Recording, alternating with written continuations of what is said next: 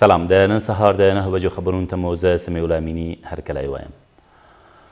کابل پوهنتون دروازې ته نږدې نن سهار یوه چاودنه وشوه. د کابل د امنیه قمندانۍ ویاند وایي دغه پیښه نن سهار نږدې 9:30 بجې رامنځته شوې، خو د چاودنې د نوعیت په اړه څه نه وایي.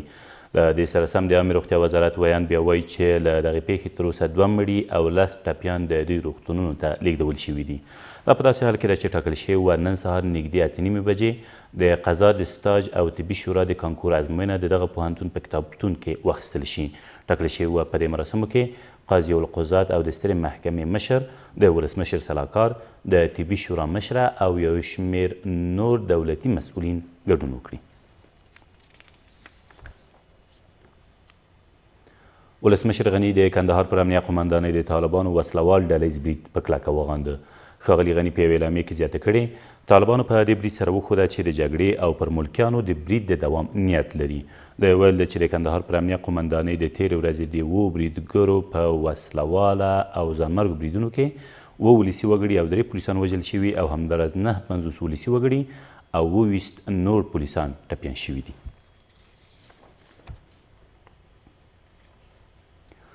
د هلمند په مارجې ولسوالۍ کې تېره ورځ د افغان ځواکونو چاڼیز عملیات پیل شول. مارجه ولسوالۍ د هلمند یو له مهمو او لویو ولسوالیو شمیرل کیږي چې د تېرو 4 کلونو راهیسې د طالبانو تر کلابندۍ او ګڼې سیمې د دوی په ولکه کې دي. د هلمند سیمه ییز مسؤلین وایي په یاده ولسوالۍ کې د طالبانو ترڅنګ بهرني جنګیالي هم ترسره کیږي. ویل کیږي تر اوسه په دې عملیاتو کې د یادې ولسوالۍ لپاره د طالبانو د نومول شوي ولسوال حاجي ناصر په ګډون 30 طالبان وژل شوي او دغه عملیات همداراز دوام لري.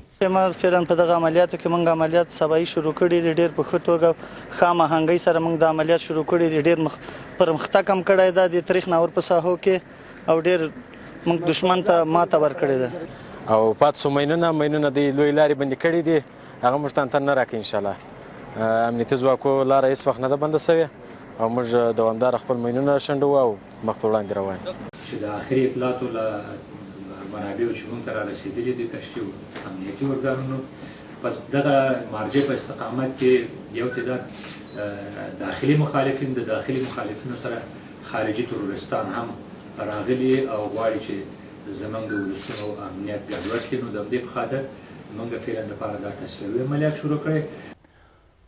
د ملي امنیت سلاکار وایي افغان ځواکونه په هره برخه کې پیاوړي او لاسبر دي، خو یوازې ځینې سیاسي لاسوهنې دي چې له امله یې کله ناکله ستونزې جوړیږي. حمدالله محب تېره ورځ د پروان په مرکز کې په یوه غونډه کې زیاته کړه سږ کال طالبانو فکر کاوه چې بریاوې به ترلاسه کړي، نو له همدې امله یې کلني عملیات د فتح په نامه ونومول. خو نه یوازې چې په دې کار بریالي نه شول بلکې ورځ تر بلې تر لاس لاندې سیمې د افغان ځواکونو لوري نیول کیږي. د نوموړي په باور هیڅ افغان د هیواد د دفاعي او امنیتي ځواکونو هغه قربانۍ چې د سولې او ثبات د دښمنانو پر وړاندې ورکړي نشي هیرولی. او د بشري حقونو د خپلواک کمیسیون مخکنی مشره وایي مخکني او شته حکومت د انتقالي عدالت د پلي کېدو لپاره له دغه کمیسیون سره مرسته نه ده کړې. نوموړي ټینګار کوي چې د جګړه ییز جنایت د راپور څېړنه په 2014 کال کې پیل او په 2011 کال کې بشپړه شوه، خو افغان حکومت د هغې د خپرېدو مخنیوی کړی دی. د یاد کمیسیون په نوي راپور کې 14% میرمنو ویلي چې له 1380 کال راهیسې د جنسي ځورونې قرباني شوي دي.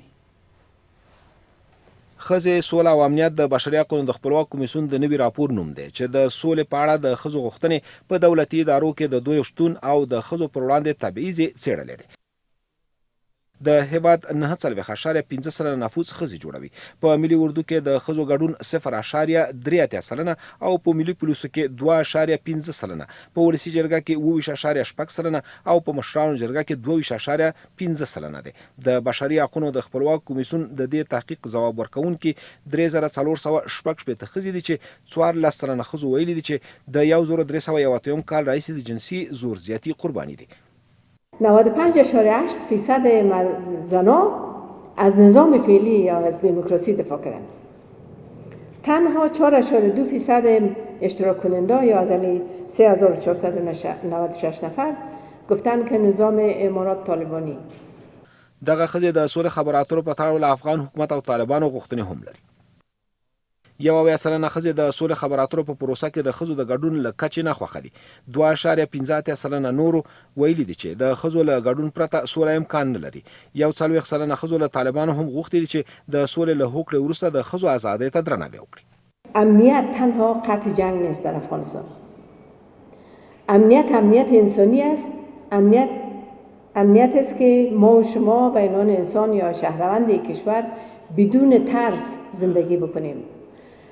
خو بل خوا له 18 کلونو وروسته میرمن سمر د بشري حقوقو خپلواک کمیسیون له ریاست څخه ګوښه کیږي او پر ځای شهرزاد اکبر او وطنه نوي کمشنران ګمارل شوي دي او د دې کمیسیون د نوي غړو څخه تمه ده چې باید د انتقالي عدالت موضوع په جدي ډول وڅاري.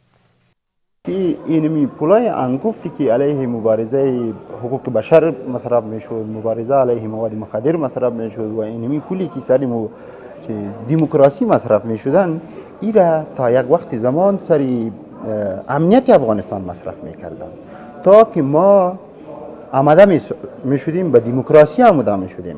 که اگر در صورتی که عدالت انتقالی تطبیق بشه در این صورت اینمی انتقام جویی خانه به خانه از بین میره، دیگه مردم اعتماد پیدا میکنن نسبت به دولتشان.